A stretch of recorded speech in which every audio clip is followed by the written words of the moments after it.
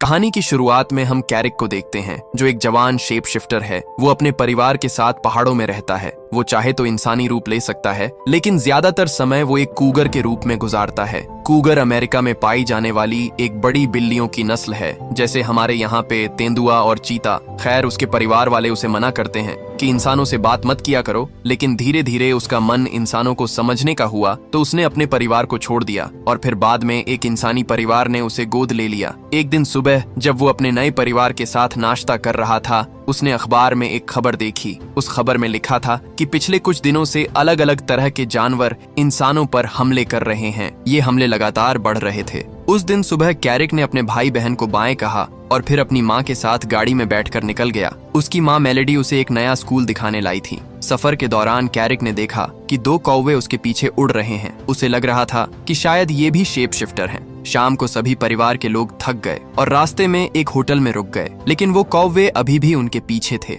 रात में कैरिक ने बाहर से कोई आवाज सुनी। वो खिड़की तक गया और देखा कि भेड़ियों का एक झुंड गली की तरफ जा रहा था। अचानक सामने वाली बिल्डिंग की बिजली चली गई। अगली सुबह ये परिवार फिर से रोड पर निकल गया और कुछ घंटों बाद क्लियर वाटर हाई स्कूल पहुंचा। गाड़ी से उतरते ही कैरिक को उस पर शक हुआ। उसने देखा कि वही कौवे जो पीछे लगे थे अब स्कूल के स्टूडेंट बने खड़े हैं। तभी प्रिंसिपल लीजा वहां पर आई और कैरिक का स्वागत किया। उसने कैरिक की माँ से पूछा कि कैरिक आपको मिला कैसे। इस पर एना ने बताया कि उसके असली माँ बाप कभी नहीं मिले। कुछ साल पहले मुझे एक फोन आया कि एक लड़के को रेस्क्यू करना है। जब मैं वहां पर गई तो कैरिक बिल्कुल डरा सहमा बैठा था। एना ने उसे बड़े प्यार से समझाते हुए अपने पास बुलाया और कैरिक उसे इतना अच्छा लगा कि उसने अपने पति को मनाया कि इसे हम ही रख लेते हैं। कैरिक बाकी किसी पर भरोसा भी नहीं करता था। इसी वजह से एना और उसके पति ने आखिर में उसे गोद ले लिया। जैसे ही कैरिक ने 10वीं कक्षा पास की तो मुझे इनविटेशन मिला आपके स्कूल से। उसने सोचा कि शहर से थोड़ा दूर शायद कैरिक खुश रहेगा, क्योंकि अपने पुराने शहर वाले स्कूल में वो ज्यादा खुश नहीं था। खैर, अब लीसा ने एना से कहा कि मुझे कैरिक से अकेले में बात करनी है। एना के जाते ही लीसा ने कहा कि मैं तुम्हारा राज जानती हूँ। उसने बताया कि इस स्कूल में सभी शेप शिफ्टर हैं, तुम भी वही हो, इसीलिए तुम्हें इनविटेशन आया है। मेरे यहाँ स्कूल के किसी भी आदमी के आगे अपना राज छुपाने की जरूरत नहीं है। अचानक स्कूल का अलार्म बज गया। प्रिंसिपल तुरंत निकल गई, ये देखने के लिए कि क्या हुआ है। उसने देखा कि कैरिक की माँ और बहन कैंपस में यूं ही घूम रही थीं। तो लीसा ने अपने असिस्टेंट से कहा कि उन्हें जल्दी यहाँ से ले जाओ, कहीं वो किसी को बदलते हुए ना देख लें। इतने सारे अलग अलग प्रजाति के जानवरों को एक जगह पर इकट्ठा देखकर कैरिक बहुत खुश हुआ। उसने पहली बार अपने जैसे और शेप शिफ्टर्स देखे थे। जब वो स्कूल के अंदर घूम रहा था, उसकी मुलाकात जेफरी नाम के एक लड़के की गैंग से हुई। उन दोनों के बीच शुरुआत से ही दुश्मनी सी छिड़ गई, लेकिन तभी उनका टीचर जेम्स वहां आ गया और उनके झगड़े को रोक दिया। थोड़ी देर बाद स्कूल के सभी बच्चों को इंट्रोड्यूस करवाया गया। एना अपने बेटे को वहीं छोड़कर वहां से वापस चली गई। जब वो और मेलेडी वापस गाड़ी की तरफ चले, तभी एक अमीर आदमी एंड्रयू मिलिंग कैंपस में आया। दरअसल एंड्रयू ही स्कूल की फंडिंग चलाता है। अपने परिवार को अलविदा कहने के बाद कैरिक की मुलाकात एंड्रयू से हुई। उसने बताया कि मैं जानवरों की तरह यूं इधर उधर फिरता थक चुका था। मुझे लगने लगा था कि जिंदगी में बहुत कुछ है जो सिर्फ कूगर बन के भटकने से नहीं मिलने वाला। जब वो अपने नए कमरे में आया, उसे स्कूल के रूल्स बताए गए। जैसे ही प्रिंसिपल बाहर गई, एक गिलहरी खिड़की पर आई। उसने खिड़की खोली तो वो छोटी सी गिलहरी अंदर आ गई और अपना परिचय दिया। उसने बताया कि मेरा नाम होली है और मुझे अभी के लिए तुम्हारा गाइड बनाया गया है। फिर वो उसे पहली शेप शिफ्टिंग क्लास में ले गई। क्लास शुरू होने से पहले उनके टीचर मिस्टर एलवुड ने सबको याद दिलाया कि अपनी शक्तियां सिर्फ क्लास में इस्तेमाल करनी है, बाहर इंसानों के सामने इस्तेमाल करने की इजाजत नहीं है। उनके आगे अपना शरीर बदलना बहुत खतरनाक हो सकता है, तुम्हें पकड़ लिया जाएगा, एक्सपेरिमेंट करेंगे तुम्हारे ऊपर। अब क्योंकि कैरिक स्कूल में नया था, उसे बुलाया गया कि सबके सामने अपना शरीर बदल के दिखाओ। लेकिन उसके कुछ करने से पहले ही ब्रैंडन नाम का एक लड़का बदलकर जंगली भैंसा बन गया। उसका अपनी शक्तियों पर थोड़ा कम कंट्रोल था, इसी वजह से वो ज्यादा देर तक इंसानी रूप में नहीं रह पाता था। जब कैरिक ने देखा कि ये लड़का कितनी आसानी से रूप बदलता है तो उसका कॉन्फिडेंस थोड़ा गिर गया। उसने बहुत समय से अपना रूप नहीं बदला था, लेकिन तभी लीसा ने उसकी मदद की। उसने कैरिक को उसकी पुरानी जिंदगी याद दिलाई, जब वो अपने माँ बाप के साथ जंगल में घूमता था, भागता दौड़ता था। ये सब सुनकर कैरिक ने भी अपना असली रूप दिखाया। इसके बाद प्रिंसिपल ने सभी बच्चों से अपना रूप बदलने को कहा। तब कैरिक को समझ आया कि जेफरी और उसके दोस्त साथ में इसलिए रहते हैं क्योंकि वो भेड़ियों का एक झुंड है। उस वक्त लीसा ने कहा कि तुम धीरे धीरे अपने इंसान और जानवर वाले रूप को बैलेंस करना सीख जाओगे। कुछ घंटे बाद जब वो अपने कमरे में आराम कर रहा था, तब ब्रैंडन वहां आया। उसने बताया कि वो कैरिक का नया रूममेट है। तभी अचानक से होली भी वहां टपक पड़ी और कहने लगी कि अब कैफेटेरिया जाने का वक्त हो गया है। खाने के बाद कैरिक की मुलाकात डोरियन से हुई। डोरियन एक लड़का है जो बिल्ली बन सकता है। इस स्कूल में आने से पहले वो एक इंसानी परिवार के घर पर पालतू बनकर रह रहा था, लेकिन फिर एक दिन उन्होंने मछली वाला कैन मुझे खुद खोलते हुए देख लिया, फिर निकाल दिया घर से। अब कैरिक का माउंटेन लाइन वाला रूप सबके सामने आ गया था। अब वो बहुत खतरनाक जानवर था, तो सभी बच्चे उसकी इज्जत करने लगे, लेकिन साथ ही जो बच्चे कमजोर जानवर बनते थे वो उससे डरने लगे। इस वजह से कई बच्चे उससे दूर रहने लगे, क्योंकि वो उनके लिए खतरा था। ब्यू नाम का एक लड़का, जो कि एक छोटे से प्यारे खरगोश में बदलता है, हमेशा बहुत डरा डरा रहता। कैरिक ने देखा कि जेफरी अपने दोस्तों के साथ उसे परेशान कर रहा है। ये देखकर कैरिक वहां गया और ब्यू को उन भेड़ियों से बचाया। दोनों गुटों में लड़ाई होने ही वाली थी कि तभी उनका टीचर जेम्स वहां आ गया। उस रात जब कैरिक अपने परिवार का सपना देख रहा था तो ब्रैंडन ने अचानक उसे जगा दिया।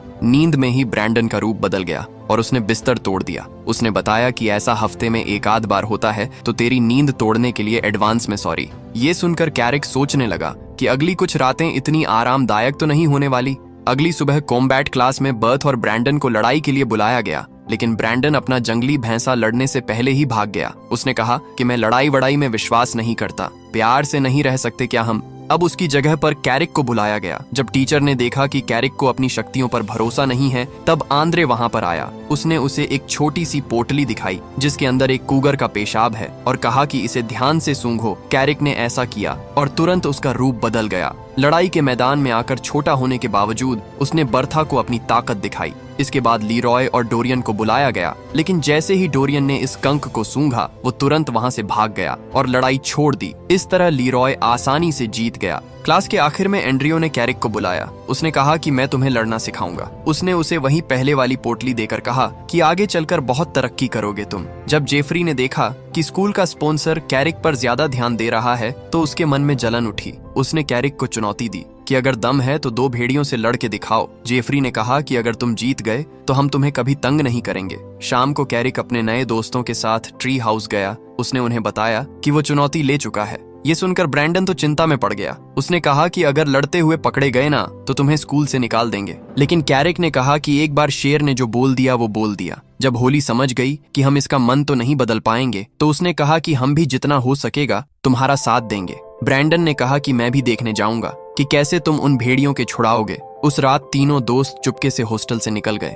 कैरिक ने अपनी जेब से वही पोटली निकालकर सूंघी और अचानक बदल गया। जब वो उस जगह पर गया जहां लड़ाई होने वाली थी, उसने पूछा कि वो कौन से 2 भेड़िए हैं जो लड़ेंगे, लेकिन तब जाकर उसे समझ आया कि उसके साथ तो धोखा हुआ है। 2 भेड़ियों की बजाय जेफरी और उसका पूरा झुंड उसके चारों तरफ आ गया। फिर भी कैरिक पीछे नहीं हटा। वो उन सबसे ज्यादा ताकतवर था, लेकिन भेदियों ने पीछे से हमला किया और सब मिलकर उसे गिराने लगे। अपने दोस्त को मुश्किल में देखकर होली ने ब्रैंडन को पहाड़ी से धक्का दे दिया ताकि वो रूप बदलकर लड़ाई में जा सके। ब्रैंडन ने भेड़ियों का ध्यान भटकाया और कैरिक ने हमला किया। तब जेफरी और उसका झुंड मजबूर होकर पीछे हटने लगे। अगली सुबह क्लास में जेम्स ने देखा कि कुछ बच्चे घायल हैं। उसने उनको मरहम पट्टी के लिए भेजा। जब उनसे पूछा गया कि चोट कैसे लगी तो सब अलग अलग बहाने लगाने लगे, लेकिन ये साफ पता चल रहा था कि उन्होंने रात को लड़ाई की है। प्रिंसिपल लीसा ने कैरिक को बुलाया थोड़ी पूछताछ के लिए, लेकिन उससे पहले ही एंड्रयू उसे अपने साथ ले गया। गाड़ी में चलते हुए एंड्रयू ने बताया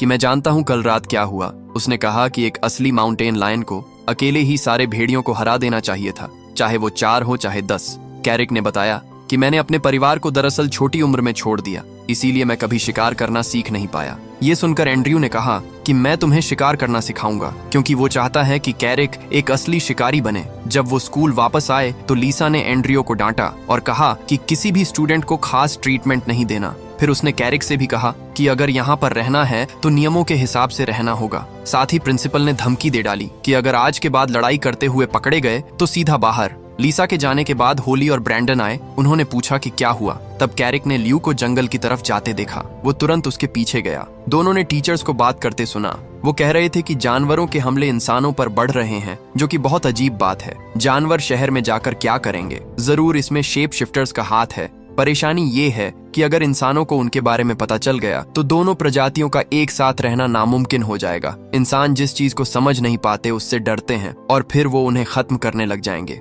इसीलिए अब लीसा और वुड वॉकर काउंसिल को एक प्लान बनाना है जिससे और हमले ना हो। वापस आते वक्त कैरिक ने ल्यू को बताया कि जब मैं अपनी माँ के साथ यहाँ पर आ रहा था तो उसने 4 भेड़ियों को इंसानों पर हमला करते देखा था, और अब तो ये बात पक्की है कि वो जेफरी और उसके दोस्त ही थे। अगले दिन एंड्रयू कैरिक को जंगल ले गया उसकी पहली ट्रेनिंग के लिए। उसने कहा कि वो जितनी बार रूप बदलेगा उतनी ही आसानी से अपने दोनों रूपों को कंट्रोल कर सकता है, तब जाकर तुम अपनी पूरी ताकत को समझ पाओगे। शिकार शुरू होने से पहले कूगर ने अपना शिकार चुना और धीरे धीरे दूर गया ताकि एक जाल बिछा सके, और बड़ी फुर्ती से उसे अपना शिकार बना लिया। वापस इंसानी रूप में आते वक्त कैराग थोड़ा भावुक हो गया। उसने पूछा कि मुझे अपनी इंसानी फैमिली की बहुत याद आती है, क्या आपकी भी कोई फैमिली थी? एंड्रयू की आंखों में एक पुराना दर्द चमक उठा। उसने कहा कि मेरी एक बीवी और नन्ही सी बेटी थी जिन्हें बेरहम शिकारियों ने मार डाला, इसीलिए मैं इन इंसानों को खदाने बनाने से रोक रहा हूँ ताकि जानवर अपनी सरजमी पर चैन की सांस ले सके। स्कूल लौटकर कैराग ने बड़े गर्व से अपने पहले शिकार का जिक्र किया, मगर ये सुनकर ल्यू नाराज होकर वहां से चली गई। कैराग उसे मनाने बढ़ा तो होली ने उसे रोक लिया। उसने एक कड़वा सच बताया। उसने कहा कि लू की माँ को एक पूमा ने ही मारा था। वो उस जख्म को आज तक नहीं भूल पाई है, इसीलिए प्रोफेसर एलवुड ने उसे तुमसे दूर रहने की नसीहत दी है। कैराग उसे समझाने के लिए पीछे भागा, पर लू दुखी थी और वो एक हिरण बनकर घने जंगल में ओझर हो गई। रात के सन्नाटे में कैराग ने जेफरी और उसके साथियों को कहीं जाते देखा। वो चुपके से उनके पीछे हो लिया। वो भेड़िए एक माइन ऑफिस में तोड़फोड़ कर रहे थे। कैराग को वहां देख जेफरी ने उस पर हमला कर दिया, मगर एंड वक्त पर एंड्रयू ने आकर मामला संभाल लिया। एंड्रयू उन्हें अपने घर ले गया। उसने भेड़ियों को तो वापस भेज दिया, पर कैराग को वहीं रोक लिया। उसने अपनी बीवी और बेटी की तस्वीर दिखाते हुए बड़े दुखी मन से कहा, देखो कैराग, एक शिकारी ने इन्हें मारकर इनकी लाशों को ट्रॉफी की तरह सजाया था। इंसानों के दिल में हमारे लिए कोई जगह नहीं है। वो अपने मुनाफे के लिए जंगलों को श्मशान बना रहे हैं। तुम्हें पता है, इंसानों ने आजाद परिंदों से कहीं ज्यादा मुर्गियों को पिंजरों में कैद कर रखा है। उसने आगे कहा, काउंसिल पिछले 50 सालों से उन्हें समझाने की कोशिश कर रही है, पर कुछ नहीं बदला। मैं चाहता हूँ कि तुम मेरे इस मिशन का हिस्सा बनो। मैं वादा करता हूँ कि हम किसी इंसान की जान नहीं लेंगे। कैराग उलझन में था। उसने संभल कर जवाब दिया, मैं अभी इन सब बातों को पूरी तरह समझ नहीं पाया हूँ। मुझे थोड़ा वक्त चाहिए। वहां से लौटकर वो होली और ब्रैंडन के पास पहुंचा। होली ब्रैंडन को एक पेड़ के तने के पास ले गई थी ताकि वो अपनी ताकत की प्रैक्टिस कर सके। जोश में आकर ब्रैंडन ने जंगली भैंसा बनकर तने को ऐसी टक्कर मारी कि वो सड़क की तरफ जा गिरा। इत्तेफाक से एना और उसकी फैमिली कैराग से मिलने आ रही थी। ब्रैंडन की टक्कर से उनकी गाड़ी का एक्सीडेंट हो गया। उसी टूटी हुई कार के साथ एना स्कूल पहुंची। मेल्डी ने कैराग को उस रहस्यमयी भैंसे और कार के बारे में बताया, पर कैराग खामोश रहा। एना ने मुस्कुराते हुए कहा, कैराग, हम अगले हफ्ते हकिंग पर जा रहे हैं, क्या तुम हमारे साथ चलोगे? कैराग फौरन मान गया। उसकी खुशी देख मेलेडी ने उसे तोहफे में एक यूनिकॉर्न दिया और फिर वे वहां से विदा हो गए। होली और ब्रैंडन ने कैराग का दिल टटोलने की कोशिश की, उसकी असली फैमिली के बारे में सवाल पूछे, पर उसने अपनी खामोशी नहीं तोड़ी और तेजी से घने जंगल की ओर निकल गया। वो अपनी पूर्व में पहाड़ों की ऊंचाइयों पर आजाद घूमना चाहता था। तभी विंग उसे ढूंढते हुए वहां पहुंची और उसे वापस स्कूल चलने की ताकीद करने लगी। तभी फिजाओं में एक मनहूस सी गूंज सुनाई दी। एक शिकारी ड्रोन और कुछ शिकारी कुत्ते उनके पीछे पड़ चुके थे। बचने के लिए कैराग और विंग एक ऊंचे पेड़ की ओट में छिप गए। कुत्ते तो उन्हें सूंघ ना सके, पर वो कमबख्त ड्रोन उनके बिल्कुल करीब आ चुका था। विंग ने फुर्ती दिखाई और झपट्टा मारकर उस ड्रोन को जमीन पर दे मारा। कैराग स्कूल की तरफ भागा, पर शिकारी उस पर अंधाधुंध गोलियां बरसाने लगे। भागते भागते वो पसीने से तरबतर और बुरी तरह निढाल हो चुका था। जबकि शिकारी कुत्ते उसकी गर्दन तक पहुंचने ही वाले थे, तभी शैडो कौवा वहां पहुंचा और कैराग का बैग फेंकते हुए चिल्लाया, कैराग, तुम्हें फौरन इंसान बनना होगा, वरना ये कुत्ते तुम्हें फाड़ डालेंगे। कैराग की हिम्मत जवाब दे चुकी थी। वो चाहकर भी खुद को ट्रांसफॉर्म नहीं कर पा रहा था, मगर तभी बैग से मेलेडी का दिया हुआ वो नन्हा सा यूनिकॉर्न बाहर गिरा। उसे देखते ही कैराग को अपनी इंसानी फैमिली की मोहब्बत याद आई और देखते ही देखते वो इंसान में बदल गया। कुत्तों ने एक इंसान को देख अपना इरादा बदल लिया और वहां से चले गए। कैराग इस कदर थक चुका था कि वहीं बेसुध होकर गिर पड़ा। जब उसकी आंख खुली तो वो एंड्रयू के घर में था। होश आते ही कैराग ने सहमे हुए लहजे में कहा, एंड्रयू, वो शिकारी पूरी तैयारी के साथ आए थे। कहीं ऐसा तो नहीं कि मेरी पूमा फैमिली भी आपकी बीवी और बेटी की तरह उनका शिकार बन गई? एंड्रयू ने उसे हौसला बंधाया। फिक्र ना करो, मैंने अपनी टीम को तुम्हारी फैमिली की तलाश में भेजा है। जल्द ही कोई अच्छी खबर मिलेगी, मगर फिलहाल हमें इन बेदर्द इंसानों को रोकना होगा। अगर इन्होंने ये माइन खोद ली तो जंगली बेजुबानों का यहाँ जीना मुश्किल हो जाएगा। शिकारियों के उस जानलेवा हमले के बाद कैराग का खून खौल उठा और वो एंड्रयू की मदद के लिए तैयार हो गया। जेफरी और उसका पूरा झुंड भी वहां पहुंच चुका था। एंड्रयू ने सबको हिदायत दी, हमारा मकसद किसी की जान लेना नहीं, बल्कि उनकी मशीनों और सामान को नेस्तनाबूद करना है, ताकि वो यहाँ काम ना कर सके। कैराक कुछ पूछना चाहता था, पर जेफरी उससे उलझ पड़ा। एंड्रयू ने दखल देते हुए कहा, अगर ये मिशन कामयाब करना है तो आपसी रंजिशों को भुलाकर एक होना होगा। तभी एना का फोन आया। वो चहकते हुए बोली, कैराग, मैं स्कूल आ रही हूँ, फिर हम सब हैंगिंग पर चलेंगे। मगर कैराग ने बड़े रूखे अंदाज में मना कर दिया और फोन काट दिया। एना सन्न रह गई। उसे समझ नहीं आया कि उसके लाडले को अचानक क्या हो गया है। होली और ब्रैंडन कैराग को ढूंढते हुए एंड्रयू के घर तक आ पहुंचे।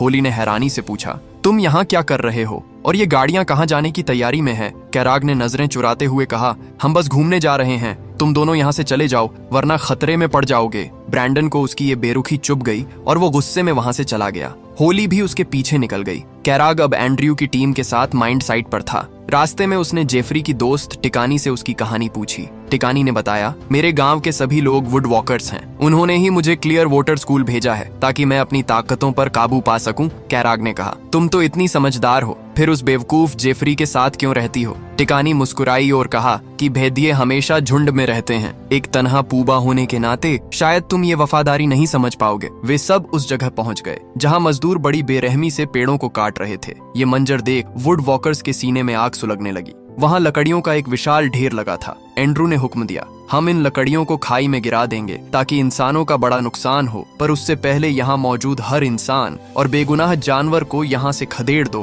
कैराग जानवरों को भगाने के लिए इलाके का मुआयना कर ही रहा था कि अचानक उसकी नजर नीचे पहाड़ की तलहटी पर पड़ी। उसके पैरों तले जमीन खिसक गई। वहाँ एना अपनी फैमिली के साथ हकिंग कर रही थी। कैराग बदहवास होकर एंड्रयू के साथ ही डरेक के पास भागा। डरेक, रुको, ये मिशन अभी रोक दो। मगर भेदियों ने अपना काम शुरू कर दिया था। डरेक ने बेरुखी से कहा, अब बहुत देर हो चुकी है कैराग, मिशन नहीं रुकेगा। तुम अपनी जज्बाती बातों को छोड़ो और सिर्फ अपने काम पर ध्यान दो। कैराग के हाथ पांव फूल गए थे। उसने फौरन एंड्रयू को फोन लगाया और गिड़गिड़ाते हुए कहा, एंड्रयू रुको, मेरी इंसानी फैमिली ठीक उसी पहाड़ी के नीचे है। अगर ये लकड़ियां गिरी तो उनकी जान चली जाएगी। भगवान के लिए ये मिशन अभी रोक दो। मगर एंड्रयू के दिल में तो जहर भरा था। उसने बड़ी बेरहमी से झूठ बोला, घबराओ मत कैराग, मुझे सब पता है, उन्हें कुछ नहीं होगा। और हाँ, याद रखना, वो तुम्हारे सगे नहीं हैं। ये कहकर उसने फोन काट दिया। कैराग समझ गया कि एंड्रयू की हमदर्दी महज एक दिखावा थी। वहां भेड़ियों ने दहशत फैलाकर वर्कर्स को भगा दिया था। डैन ने अपनी कार से रस्सियां बांधकर लकड़ियों को खाई में धकेलना शुरू कर दिया। कैराग ने उसे रोकने की बहुत कोशिश की, पर वो नहीं माना। तभी एंड मौके पर ब्रैंडन मसीहा बनकर आया। उसने अपनी विशाल बाइसन फॉर्म का इस्तेमाल किया और अपनी पूरी ताकत लगाकर उस चलती हुई गाड़ी को रोक दिया।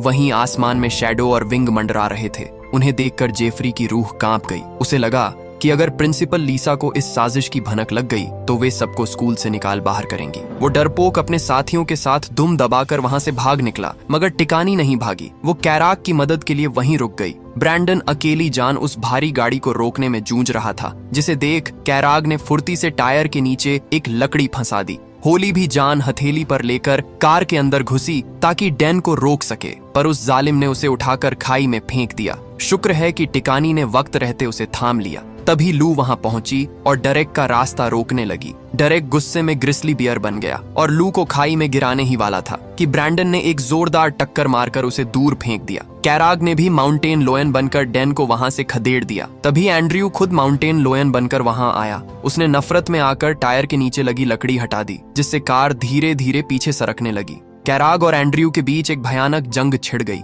एक तरफ लालच था और दूसरी तरफ अपनों को बचाने की तड़प। मगर अफसोस, भारी लकड़ियां खाई में गिर ही गईं। कैराग ने अपनी लड़ाई छोड़ी और बिजली की तेजी से एना को बचाने के लिए नीचे कूदा। एना ने मौत को अपनी तरफ आते देख लिया था। वो डोनाल्ड और मेल्डी को लेकर एक पेड़ की ओट में छिप गई, पर मेल्डी, उसने हेडफोन लगा रखे थे, उसे कुछ सुनाई नहीं दे रहा था और मौत की लकड़ियां बस उसे कुचलने ही वाली थीं। तभी एक साए ने छलांग लगाई। कैराग ने अपनी जान की परवाह न करते हुए मेल्डी को खींच लिया। अपनी बेटी को सही सलामत देख एना की आंखों में खुशी के आंसू आ गए। मेल्डी ने उस पूमा की तरफ इशारा किया, पर किसी ने उसकी बात पर यकीन नहीं किया। ल्यू, होली और ब्रैंडन बदहवास होकर कैराग को ढूंढने लगे। वो खाई में लहूलुहान पड़ा था। उन्हें लगा कि उनका दोस्त अब नहीं रहा, पर कैराग चट्टान का बना था। उसे सिर्फ चोटें आई थीं। वो इंसान में बदला और एना के पास पहुंचा। तभी वहां एंड्रयू भी आ धमका। उसने चेहरे पर शरीफों वाला मुखौटा ओढ़ा और एना से कहा, मैं कैराग का मेंटोर हूँ। हम यहाँ सैर पर आए थे। शुक्र है खुदा का कि आप सब महफूज हैं। अपनी छवि सुधारने के लिए उसने ऐना की फैमिली को हेलीकॉप्टर से अस्पताल भिजवा दिया। जाते जाते उसने कैराक के कान में जहर घोला। अगर तुम ऐसे ही इंसानों के लिए अपनी जान दांव पर लगाते रहे तो कभी असली वुड वॉकर नहीं बन पाओगे। कैराक ने जवाब दिया, मैं एक असली वुड वॉकर हूँ एंड्रयू। आपकी और मेरे पिता की सोच गलत है। मेरा मानना है कि हम अपनी दोनों पहचानों के साथ दोनों दुनियाओं में खुश रह सकते हैं। एंड्रयू ने अपनी हार छिपाते हुए एक आखिरी पत्ता फेंका। तुम्हारी इस इंसानी वफादारी के बदले मैं तुम्हें तुम्हारी असली फैमिली का पता बताता हूँ। मेरे जासूसों ने 3 माउंटेन लोयन देखे हैं। यकीन मानो वो तुम्हारे अपने हैं। तभी लिसा और जेम्स वहां पहुंचे। एंड्रयू ने झूठ की चादर ओढ़ते हुए कहा कि कैराक की वजह से आज किसी को चोट नहीं आई। होली लिसा को सब सच बताना चाहती थी, पर कैराग ने उसे रोक दिया। उसे अपनी असली फैमिली तक पहुंचने के लिए अभी एंड्रू की जरूरत थी। लिसा को शक तो हुआ, पर वो खामोश रही। वापसी के सफर में लू ने पूछा, कैराग, तुमने एंड्रयू की असलियत क्यों छिपाई? कैराग की आंखों में उम्मीद की चमक थी। मुझे अपनों को ढूंढना है। मैं चाहता हूं कि मेरे सगे पिता मुझे समझे। जंग के इन लम्हों ने ल्यू और कैराग को करीब ला दिया था। उनके बीच प्यार का इजहार होने ही वाला था कि शरारती होली ने बीच में आकर उन्हें टोक दिया। वे सब वापस स्कूल पहुंचे, जहां कैराग की बहादुरी के चर्चे आम थे। जो कल तक उसे नफरत की निगाह से देखते थे, आज वो भी उसके मुरीद बन चुके थे। यहाँ तक कि प्रोफेसर एलवुड ने भी उसकी जमकर तारीफ की। कैराग ने साबित कर दिया कि वो सिर्फ एक शिकारी नहीं बल्कि एक रक्षक है। और इसी सीन के साथ ये कहानी यहीं पर खत्म हो जाती है। दोस्तों, आपको वीडियो कैसी लगी? लाइक और कमेंट करके जरूर बताना। वेल, मिलते हैं अगली शानदार वीडियो में। तब तक के लिए सब्सक्राइब बटन दबा दो।